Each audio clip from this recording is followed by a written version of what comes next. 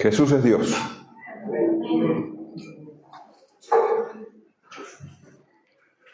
Esa es la verdad suprema. Ese hombre que andaba en medio de las multitudes, ese hombre que realizaba tantos milagros, que hablaba con una autoridad única como nunca nadie había hablado, ese hombre a quienes las autoridades de Israel se oponían, ese hombre es Dios. Y las Escrituras lo declaran sin reservas. Jesucristo es Dios. El Evangelio de Juan comienza diciendo: en el principio era el Verbo, y el Verbo era con Dios, y el Verbo era Dios. Este era en el principio con Dios. Todas las cosas por Él fueron hechas, y sin Él nada de lo que ha sido hecho fue hecho. 7 siglos antes, el profeta Isaías declaró, en el capítulo 9, lo leemos, versículo 6 de Isaías: porque un niño nos es nacido, hijo nos es dado, y el principado sobre su hombro, y se llamará su nombre Admirable, Consejero, Dios fuerte, Padre eterno, Príncipe de paz. Ese es Jesucristo.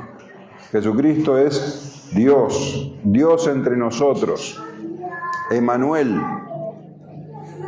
Cuando el ángel se le presenta a José para decirle que María iba a quedar embarazada por el Espíritu Santo, le dice en Mateo 1:23: he aquí una virgen concebirá y dará a luz un hijo, y llamará su nombre Emmanuel, que traducido es Dios con nosotros. Y la Biblia menciona muchos nombres de Jesús. Jesús es el Señor, es el Cristo, el Mesías, el ungido, es el Hijo de Dios, es el Salvador del mundo, es el Hijo del hombre, es el Verbo hecho carne, el principio y el fin, el primero y el último, el Alfa y la Omega, el Santo de Dios, el Cordero de Dios, el camino, la verdad y la vida, el Rey de reyes y Señor de señores, y muchos más. Pero hay un nombre particular que tal vez sea el más entrañable, y el que de alguna manera describe con más precisión su relación con los suyos, con sus discípulos, con los que Él salvó. Y es el de buen pastor. El Señor Jesús dijo: yo soy el buen pastor. El buen pastor su vida da por las ovejas. Y un poquito más adelante, en el capítulo 10 de Juan, dice: yo soy el buen pastor, y conozco mis ovejas y las mías me conocen, así como el Padre me conoce, y yo conozco al Padre, y pongo mi vida por mis ovejas. Jesús, que es Dios, es el buen pastor. Y David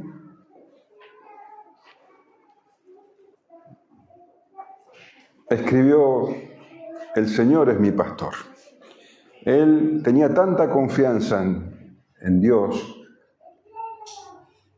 que se sentía como una ovejita que estaba cuidada y protegida por el buen pastor. Y él decía: nada me faltará. Así era la confianza de David: nada me faltará. Él es mi pastor. Él podía dejarse guiar por ese buen pastor confiadamente, porque ese buen pastor le iba a llevar a beber aguas tranquilas, le iba a llevar a comer delicados pastos, lo llevaría por buenos caminos, caminos de justicia, todo por amor de su nombre, dice él. Así que eso es lo que David decía que el buen pastor hace. Eso es lo que hace el pastor. el buen pastor. Nunca podés esperar nada malo de un buen pastor. El buen pastor va a cuidar de sus ovejas. Y David sabía de lo que estaba hablando porque él mismo fue pastor. Y así como David cuidaba de su rebaño, él sabía que Dios cuidaba de él. Entonces, él podía decir, aunque ande en valle de sombra de muerte, no temeré mal alguno, porque tú estarás conmigo. Tu vara y tu cayado me infundirán aliento. No temeré mal alguno. Aunque estuviera en lugares peligrosos, tenebrosos, David dice que él estaba confiado, tranquilo. No temeré mal alguno. ¿Puedes decir lo mismo vos? ¿Puedes decir que el Salmo 23 habla de vos? ¿Puedes decir, tengo esa clase de confianza? Tengo tanta fe en mi pastor que no temeré mal alguno. Que ni aun la muerte me provoca miedo. Hoy cantábamos eso. ¿Es verdad eso en tu vida? El Señor dice que podemos confiar en Él porque Él es el buen pastor que su vida da por sus ovejas. Y eso es exactamente lo que Él hizo. Él se entregó a sí mismo, siendo Dios. Se entregó a sí mismo en la cruz para dar su vida por nosotros, para que nosotros tengamos vida en Él. Él es el buen pastor y Él dice que Él conoce a sus ovejas, que los conoce por su nombre y las conoce de la manera más profunda. Y no solo dice que nos conoce, sino que también Él dice, y las mías me conocen. Él nos conoce, conoce nuestras necesidades, conoce nuestras debilidades, nuestros tropiezos. Y dice que nosotros le conocemos. Pero Él nos conoce de una manera perfecta y nosotros le conocemos a Él de una manera imperfecta. Pero como Él es el buen pastor, Él se encarga de que nosotros lo conozcamos cada vez más. Y eso lo hace por medio de su palabra y lo hace a través de las pruebas. Y van juntas la palabra y las pruebas. Por medio de las pruebas, Él confirma su palabra. Dice en Romanos que vemos, conocemos que su voluntad es buena, es agradable y perfecta. A través de las pruebas.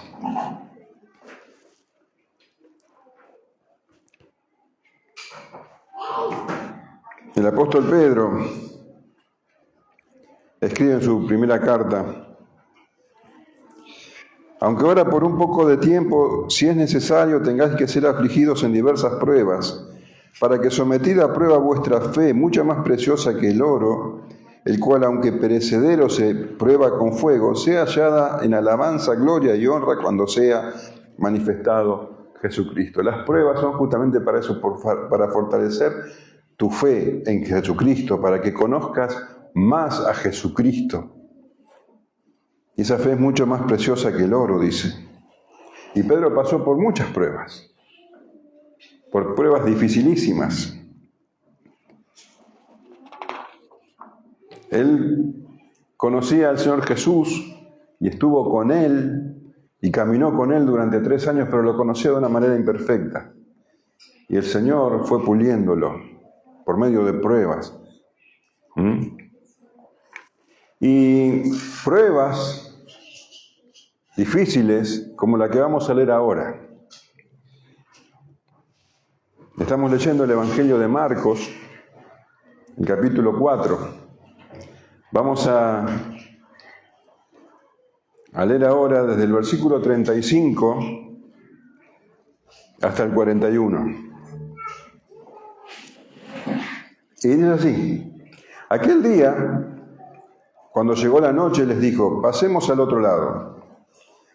Y despidiendo a la multitud, le tomaron como estaba en la barca, y había también con él otras barcas. Pero se levantó una gran tempestad de viento y echaba las olas en la barca, de tal manera que ya se anegaba. Y él estaba en la popa durmiendo sobre un cabezal. Y le despertaron y le dijeron: Maestro, ¿no tienes cuidado que perecemos? Y levantándose reprendió el viento y dijo al mar: Calla, enmudece. Y cesó el viento. Y se hizo grande bonanza. Y les dijo: ¿por qué estáis así amedrentados? ¿Cómo no tenéis fe? Entonces temieron con gran temor y se decían el uno al otro: ¿quién es este que aún el viento y el mar le obedecen? Aquel día, dice, cuando llegó la noche, les dijo: pasemos al otro lado. Todos los días del Señor Jesús eran de una actividad tremenda. Vos pensás que tenés el día muy ocupado, bueno, no sabés lo que eran los días del Señor Jesús. Pero aquel día en especial había sido un día largo y extremadamente cansador. Nosotros leemos en el Evangelio de Marcos que en la mañana el Señor Jesús había estado enseñando a las multitudes y que le habían traído a un muchacho. Y lo leemos en el Evangelio de Mateo, capítulo 12, versículo 22. Entonces fue traído a él un endemoniado, ciego y mudo, y le sanó de tal manera que el ciego y mudo veía y hablaba. Este milagro tremendo. Imagínate una persona, un muchacho endemoniado, mudo y ciego, que de un momento a otro esté sano, hablando y viendo. Este milagro tremendo, evidente, que lógicamente tiene que apuntar a la gloria de Dios. La persona que es capaz de hacer semejante milagro tiene que venir de Dios. Sin embargo, los escribas y los fariseos murmuraban entre ellos y decían que ese milagro fue hecho por Belcebú, que Jesús era un endemoniado en realidad, estaba poseído por Satanás nada menos, y que esas obras que él hacía eran de parte del diablo. Esto es lo que se conoce como la blasfemia del Espíritu Santo. Es el pecado imperdonable, porque una obra que fue claramente hecha por el Espíritu Santo es atribuida a Satanás. La persona que comete ese pecado se pone a sí misma en la posición de no recibir perdón porque nunca se puede arrepentir. El que convence del pecado del Espíritu Santo, y ellos se oponen al Espíritu Santo. Dice que el Espíritu Santo, lo que está haciendo el Espíritu Santo lo hace Satanás. Y el Señor Jesús debe reprenderlos y debe explicarles en la situación en la que estaba.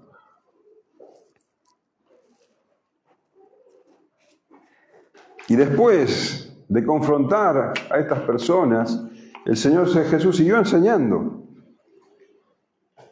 Y dice que mientras lo estaba haciendo, llegan sus parientes, porque ellos creían que Jesús estaba loco y que se lo querían llevar con ellos a Nazaret. Así que fíjate la oposición que el Señor sufrió en ese día. Siempre tenía oposición, pero en ese día particular tuvo la oposición terrible de los escribas y fariseos que decían que él estaba haciendo los milagros de parte de Satanás, y después vienen sus propios familiares pensando que estaba loco.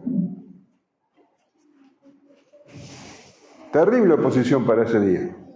Sin embargo, la palabra dice que después el Señor siguió enseñando a las multitudes. Se fue a la orilla del mar, dice, al mar de Galilea, y allí se tuvo que subir una barca, porque era tanta la gente que lo apretaba, se tuvo que subir una barca para poder enseñar a las multitudes, pero ahora su discurso había cambiado rotundamente, porque a partir de ahora, a partir justamente de que los líderes de Israel habían cometido la blasfemia contra el Espíritu Santo, a partir de entonces, dice la Escritura, empieza a enseñar en parábolas. Ya no habla abiertamente sobre el reino de Dios, para que todos entiendan, sino que empieza a hablar en parábolas, dice,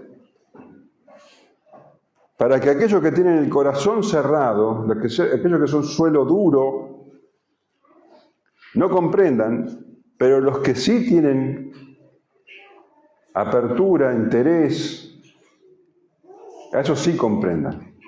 Dice el Señor, porque al que tiene, se le dará más. Pero al que no tiene, aún lo que tiene se le quitará. El que tiene corazón duro, ese ya no va a entender nada. Ya el juicio de Dios está sobre esa persona, por su corazón duro.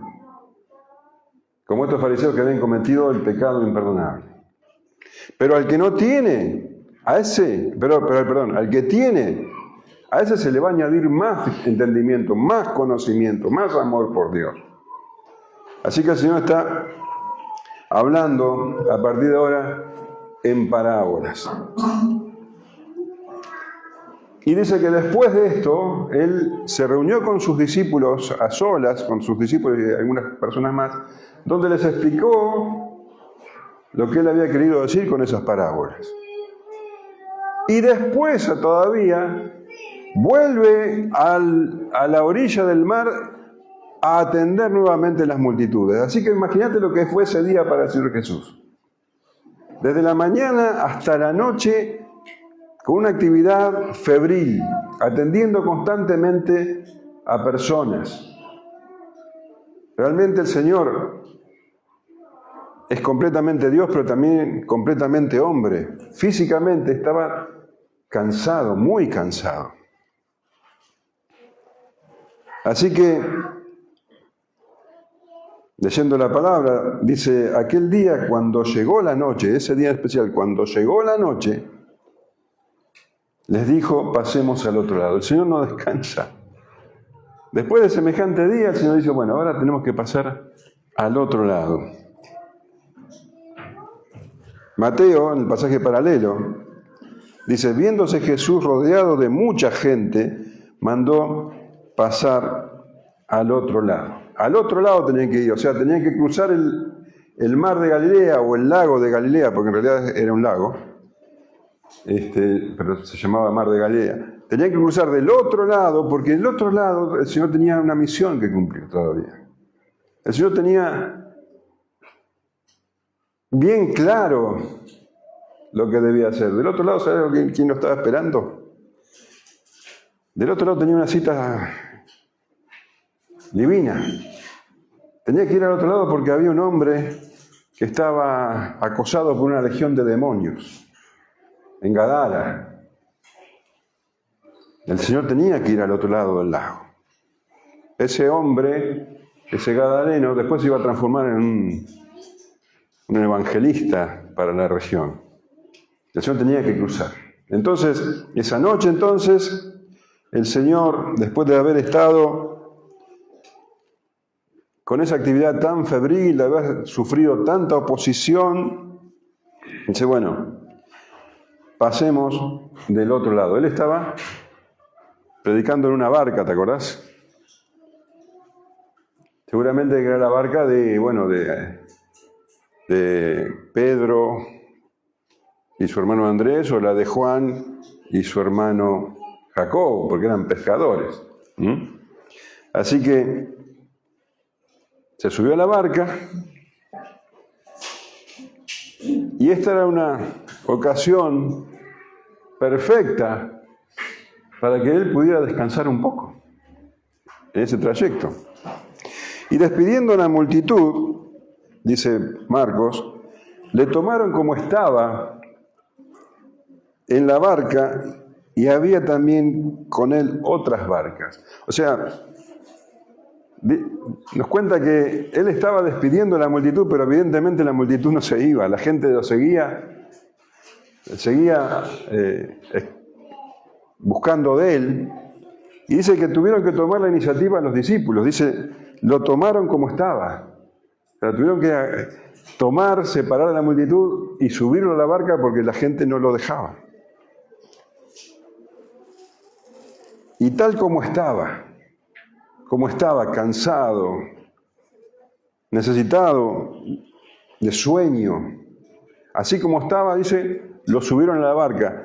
Pero no era tan fácil de despegarse de la multitud, porque también nos cuenta que había con él otras barcas. La gente se subía a otras barcas para seguirlo. Imagínate vos entonces la actividad de Jesucristo. La Nueva Traducción Viviente traduce: así que dejaron a las multitudes y salieron con Jesús en la barca, aunque otras barcas lo siguieron. La gente quería que el Señor lo sanara, quisiera milagros. Así que, finalmente Jesús estaba en esta barca y tenía a sus discípulos, que al menos 4 de ellos eran navegantes experimentados, como recién los nombré, Pedro, Andrés, Juan y Jacobo eran pescadores, así que ellos se podrían hacer cargo de la situación y él, entonces, podía descansar. Pero ¿qué pasó? Se levantó una gran tempestad de viento y echaba las olas en la barca, de tal manera que ya se anegaba. Una tempestad de viento, dice, porque el lago de Galilea, está muy por debajo del nivel del mar. En realidad es el lago más bajo del todo el mundo. Y en los márgenes del lago había grandes picos hasta de 3.000 metros. Entonces cuando bajaban los vientos fríos que chocaban con el agua que tenía temperatura alta, yo no soy aunque a vos te parezca mentira, yo no tengo ni idea de climatología, pero dicen los entendidos que al chocar esas dos temperaturas se armaban, y se arman todavía, grandes tormentas de un momento a otro. Y eso es lo que pasó ahora. Pedro, Juan, Jacobo y Andrés eran experimentados, habrán sufrido muchísimas tormentas, pero esta no era una tormenta cualquiera. Marcos dice que era una gran tempestad, y cuando dice gran, la palabra en griego es mega. Estamos hablando de una tempestad muy, muy, muy grande. Y la palabra griega que se traduce tempestad, lailaps, quiere decir torbellino o huracán. Tremenda tormenta. Tremenda tormenta.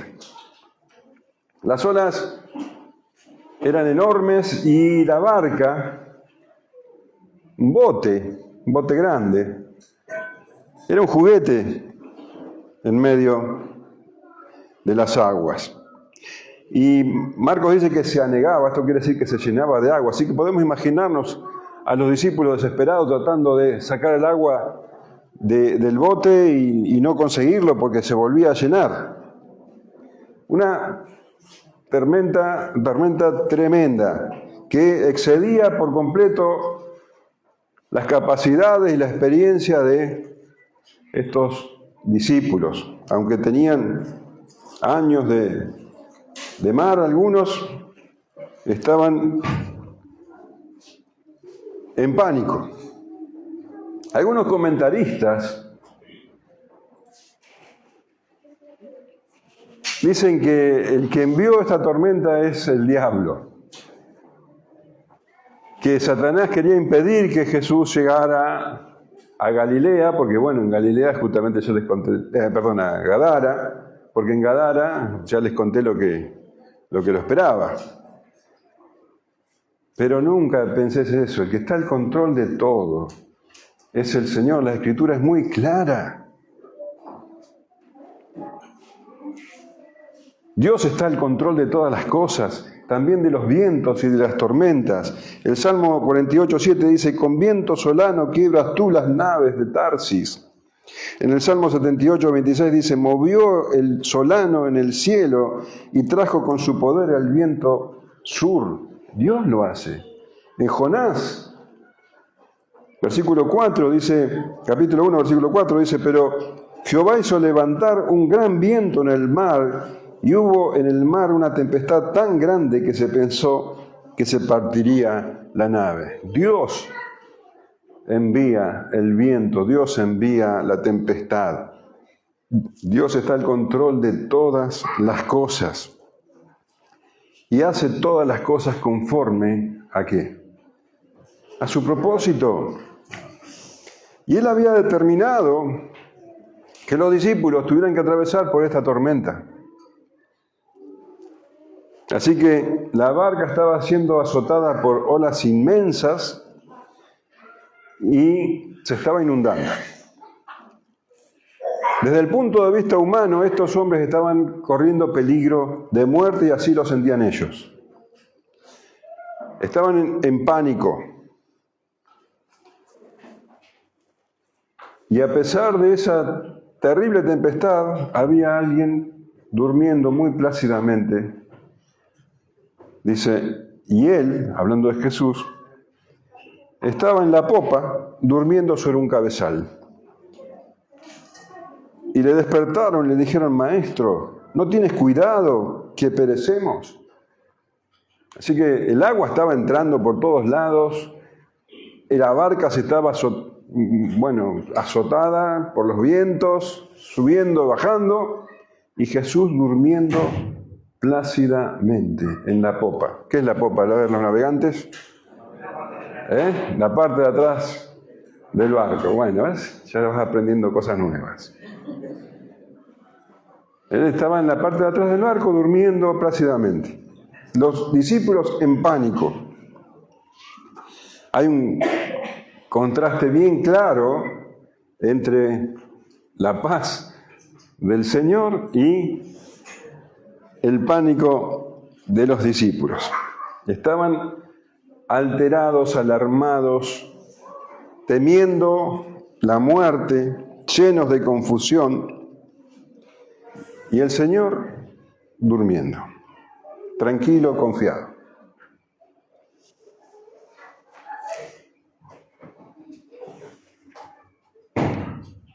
¡Qué maravilla! Dice que tenía la cabeza apoyada en un cabezal. Un cabezal, podría ser un almohadoncito que había ahí, o podría ser una madera, algo donde él se acomodó y apoyó la cabeza, y ahí estaba el Señor durmiendo. Esta es la única ocasión en que la Biblia describe que el Señor se duerme. Estaba dormido. Y la palabra griega da a entender que estaba plácidamente dormida, tranquilamente dormida. Y esto es algo que tenemos que destacar. El Señor dormido. ¿Cómo será el sueño del Señor? Imagínate el Señor durmiendo, alguien completamente puro, un corazón completamente limpio. Alguien que no tenía ni siquiera sombra de un pensamiento pecaminoso, que no tenía culpa de nada, completamente libre de culpa. Alguien cuya confianza estaba totalmente puesta en el Padre. El más puro amor, la bondad más grande, el gozo más perfecto, la paz más completa. ¿Te imaginas cómo sería el descanso del Señor? Nosotros nunca podríamos tener esa clase de descanso, porque no sé si a vos te pasa, pero cuando vos te vas a dormir, tenés la carga del día, tenés que pedir perdón por los pecados que cometiste, soportar la culpa de haber tratado mal a alguien, de haber dicho alguna palabra hiriente, o tal vez vos recibiste alguna palabra hiriente y eso te lastima. Bueno, verdaderamente nosotros cuando vamos a dormir no tenemos esa paz.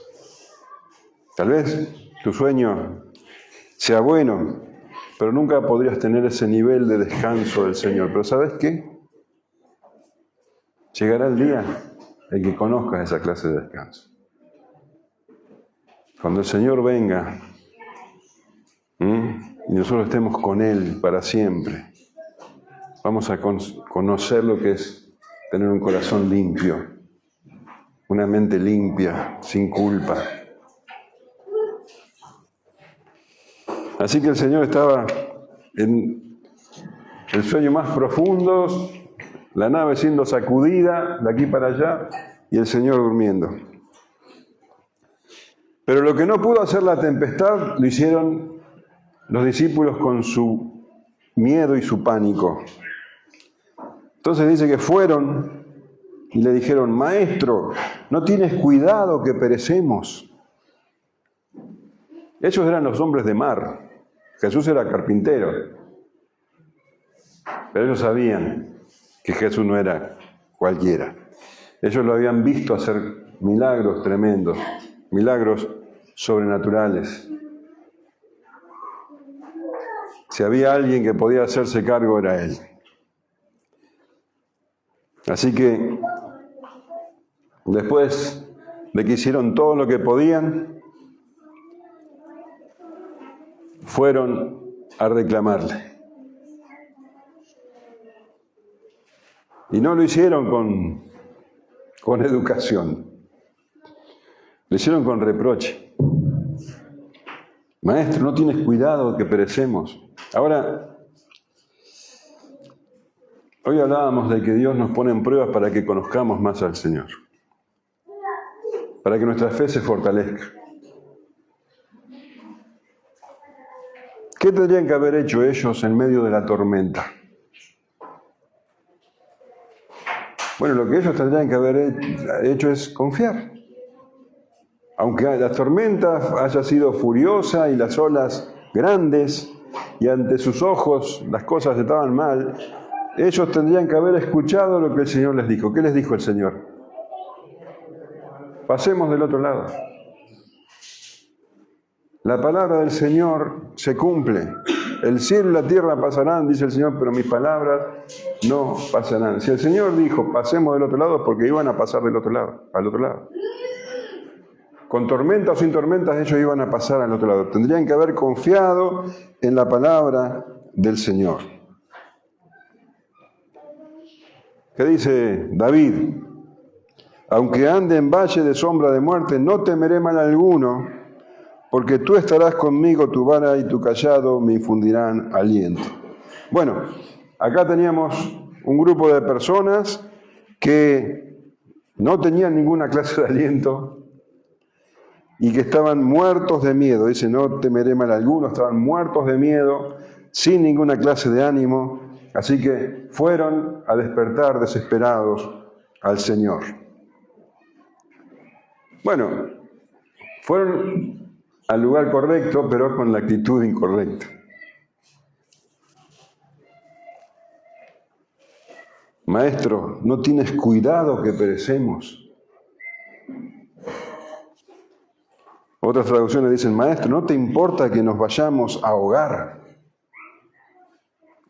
Un reproche muy serio. O sea, le están diciendo, a ver, nosotros estamos acá por tu causa. Nosotros venimos acá porque, bueno, nos dijiste que vayamos del otro lado y resulta que vos estás durmiendo muy tranquilo y nosotros estamos acá desesperados y nos vamos a ahogar y a vos no te importa. No te importa. Eso es lo que ellos sentían. ¿Te das cuenta cómo es una fe imperfecta? ¿Cómo necesitaban pasar por esa tormenta? ¿Cómo nosotros necesitamos pasar por tormentas?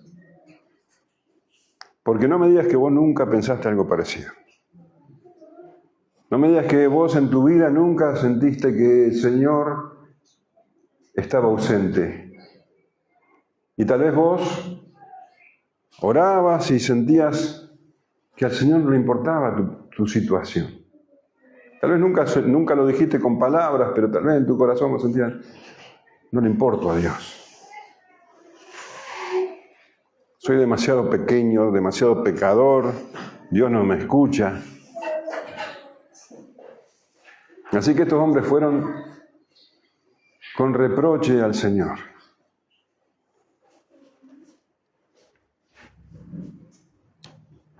Y fíjate encima que se refieren a Él como Maestro. Ellos todavía no tenían bien clara la identidad del Señor. Era un gran maestro que hacía milagros. No entendían que Jesús es Dios. No entendían que Jesús es el Señor.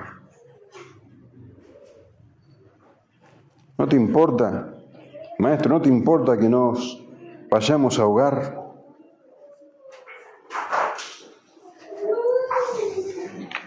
Y el Señor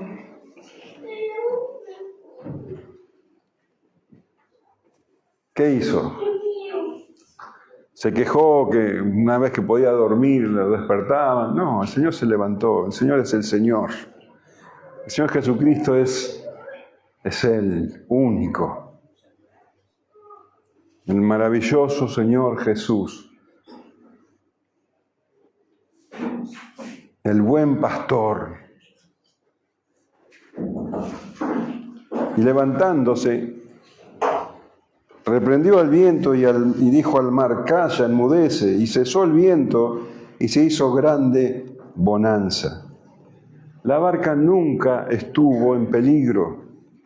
El Señor Jesús podría haber seguido durmiendo y la barca iba a llegar a buen puerto, porque Él lo dijo, porque su palabra se cumple. Pero bueno, los discípulos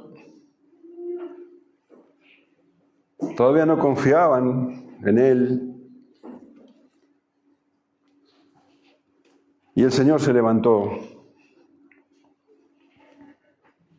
y contestó la oración de los discípulos, que tan mal la habían hecho. Y en total control de la situación, como solo Dios puede hacer. Dice, se levantó y reprendió a los vientos y al mar. Dijo al mar, calla, enmudece. Le dijo al mar, calla, enmudece. Le habló al mar. ¿Quién hace eso? ¿Quién hace eso?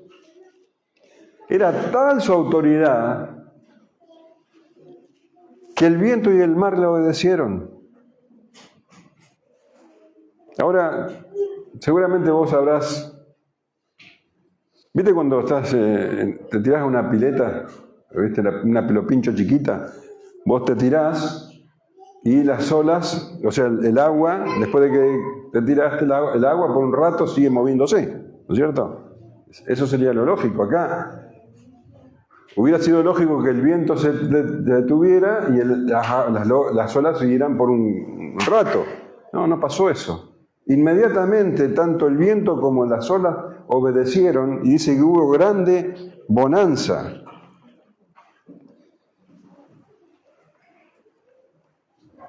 Otra traducción dice, reprendió al viento y a las tempestuosas olas. De repente la tormenta se detuvo y todo quedó en calma. De repente.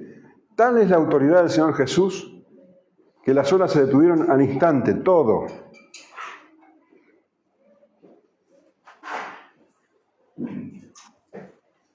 El viento dejó de soplar, el mar dejó de moverse. Tanto el viento como el mar obedecieron su palabra. Pero es lógico, porque leemos en el Evangelio de Juan, hoy lo leí, todas las cosas por Él fueron hechas y sin Él nada de lo que ha sido fue hecho. Él es el creador del viento y del mar. ¿Cómo no le van a obedecer para detenerse? Él los hizo. Él es Dios.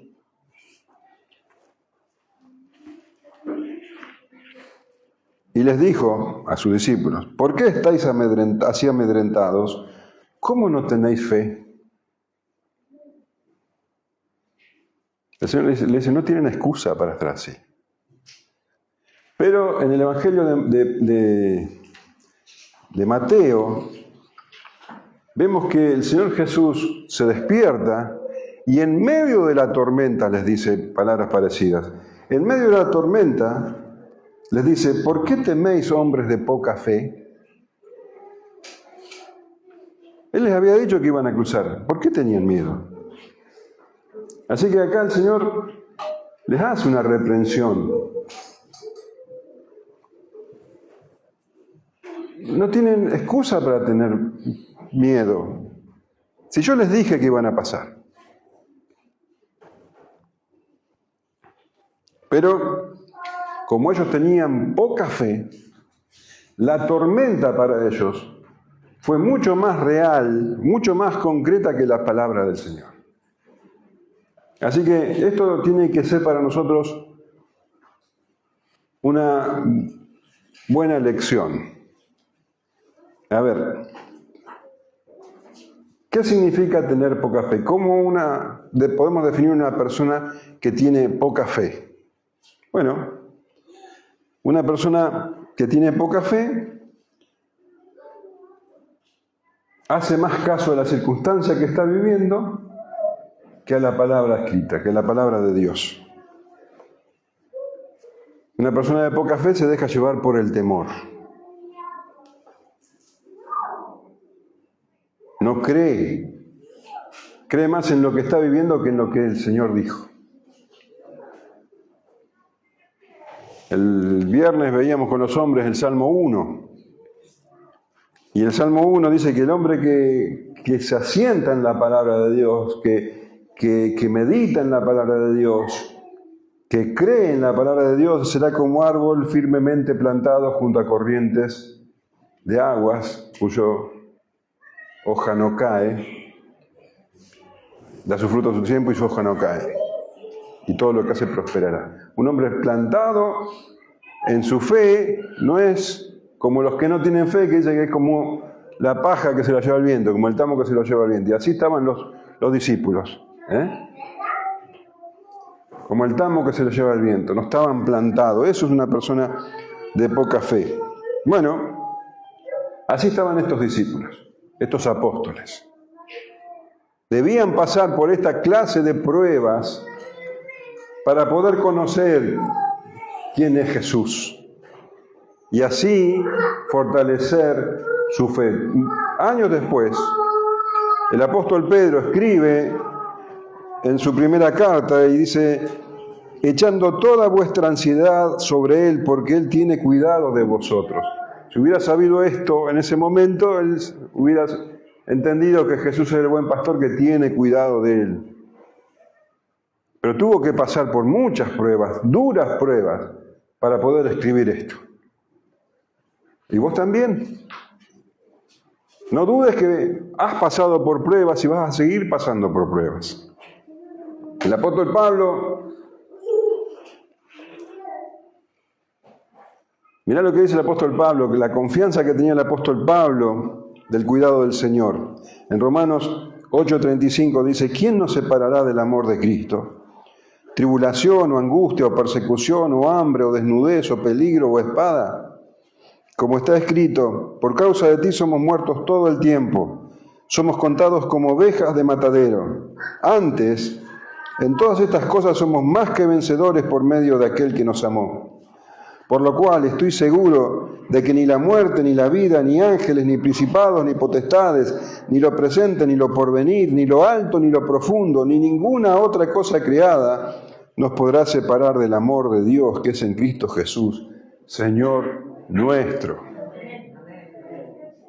Sí que podés confiar en el Señor Jesús. Nada te va a separar de su amor. Él es el buen pastor que su vida da por sus ovejas. Nada te va a separar de su amor. Y cuenta Marcos que cuando la tormenta se terminó, los discípulos seguían con temor, pero ahora ya no a la tormenta. Ahora tenían temor por aquel que detuvo la tormenta.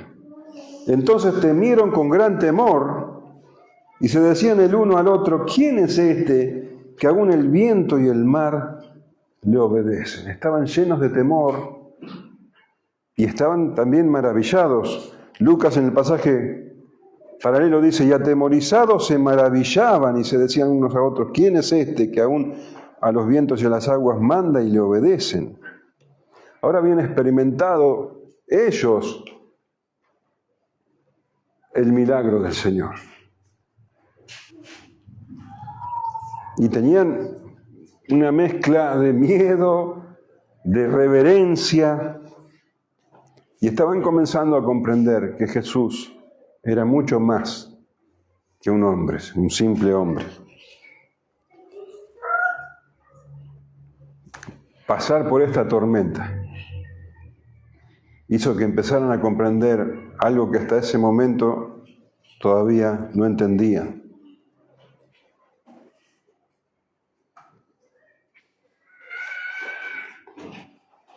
Habían visto que Jesús había sanado enfermedades, había echado demonios, había incluso resucitado muertos, pero ahora lo habían experimentado en carne propia, y esto les hizo preguntarse, ¿quién es este?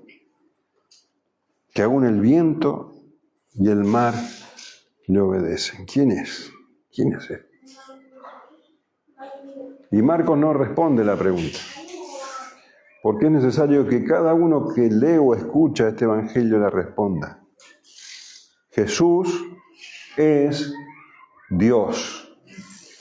Jesús es Dios. Y como Jesús es Dios y es hombre, Él pudo traer salvación al pecador. Él pudo soportar la infinita carga del pecado en la cruz, porque Jesús es Dios y murió como hombre y resucitó. Solo Jesús podía hacer eso. Dice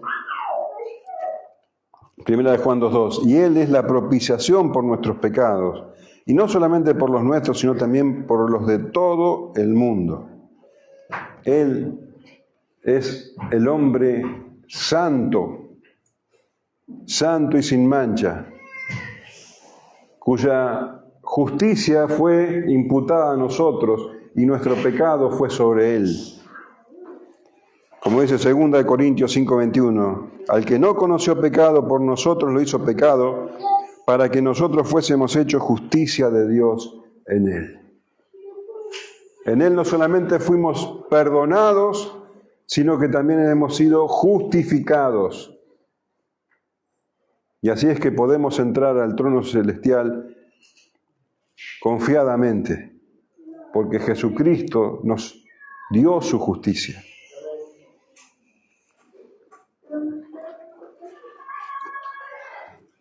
¿Quién es este que aún el viento y el mar le obedecen?, preguntaban. Dios. Jesucristo es Dios. Esta historia que leemos no quiere decir, bueno, que Dios nos va a sacar siempre de los problemas, que Dios no va a permitir que nos ahoguemos o ese tipo de cosas. Porque estamos en un mundo caído. Y el Señor dijo, en el mundo tendréis aflicción, pero confiad, yo he vencido al mundo.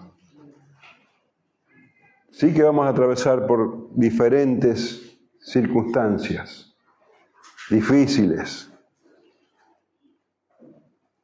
Todos, y no una vez, muchas veces, pero confiad. De eso se trata. Confiad, confiad. Jesús es el buen pastor, Jesús es Dios.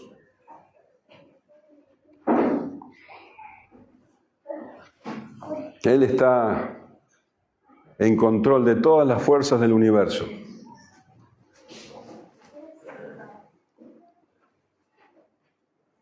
Y es tu pastor.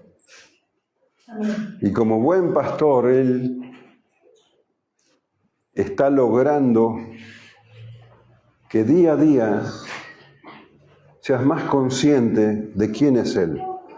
De que día a día lo conozcas más valiosa que el oro, sea fortalecida, atado junto a corrientes de agua, el buen pastor. Así que vos, si sos una de sus ovejas, podés decir con total seguridad, como David, Jehová es mi pastor, nada me faltará. En lugares de delicados pastos, junto a aguas de reposo, me guiará por sendas de justicia por amor de su nombre. Aunque ande en valle de sombra de muerte, no temeré mal alguno, porque tú estarás conmigo. Tu vara y tu cayado me infundirán aliento. Aderezas mesa delante de mí en presencia de mis angustiadores. Unges mi cabeza con aceite, mi copa está rebosando. Ciertamente el bien y la misericordia me seguirán todos los días de mi vida, y en la casa de Jehová moraré por largos días. Amén.